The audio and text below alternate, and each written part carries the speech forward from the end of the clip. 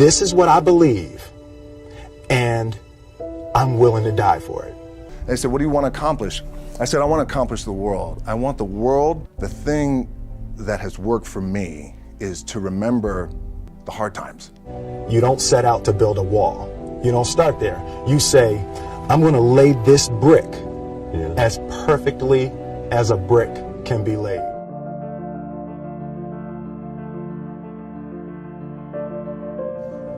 I'm motivated by fear.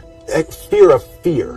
I hate being scared to do something. It's very simple. This is what I believe, and I'm willing to die for it. Period. You can't be scared to die for the truth. The truth is the only thing that's ever going to be constant. And you can't fear what might happen to you if you were to tell the truth. Because what happens to you if you don't tell the truth is worse than telling the truth will ever be. The first step before anybody else in the world believes it is you have to believe it. There's no reason to have a plan B because it distracts from plan A. And I think psychologically, the advantage that gives me over a lot of people that I have been in competition with in different situations is it's difficult to take the first step when you look how big the task is. The task is never huge to me. It's always one brick. I believe, and I learned very young, that you don't try to build a wall. You don't set out to build a wall. You don't say, I'm going to build the biggest, baddest, greatest wall that's ever been built. You don't start there. You say, I'm going to lay this brick as perfectly as a brick can be laid. There will not be one brick on the face of the earth that's going to be laid better than this brick that I'm going to lay in this next 10 minutes. And you do that every single day. And soon you have a wall. And soon you have a wall. I've never really viewed myself as particularly talented. Where I excel is ridiculous.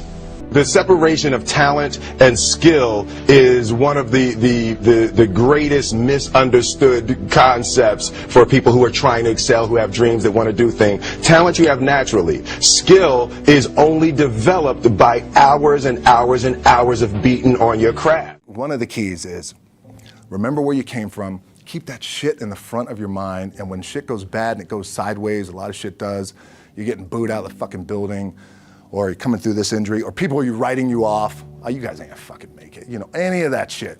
You gotta keep it in here. And it really has to, it should drive you. This idea and this notion that you could be anything you want, and you can accomplish anything you want, right? We hear that. You've heard that from the time you were little boys. You hear that now. You're already incredibly accomplished. You can win an NBA championship, MVP of the league. You could become president. You could become governor. You could be in entertainment. You could do Charles, and you could do Shaq. You could do that. You could do whatever you want to do. You guys know that. The thing that has worked for me is to remember the hard times. So, and I'm sure you guys all have your processes. And again, I'm going to tell you what's worked for me. So before a big movie comes out, before, back in the days when I was wrestling with WWE, a WrestleMania match, anything big that would happen, I would always take a moment and I'd just remind myself, all right, I was evicted when I was 14. We were kicked off the island. We couldn't live in Hawaii. Had no place to live. A lot of shit happened then when I moved to Nashville. I was arrested multiple times by the time I was 16 years old. Like, I remember that. If I were playing on this team, which my skills are, what's that term? Oh, the shits. So I'll never play. But before I lace up, before I get on the court, before I play in these big games, before I go to the Staples Center, where history is there, those are historic walls there at the Staples Center. I would remember that, and it allows me then to be present in the moment and understand, holy shit, the stuff I have around me right now, this is the shit that I dreamed of when I was a kid.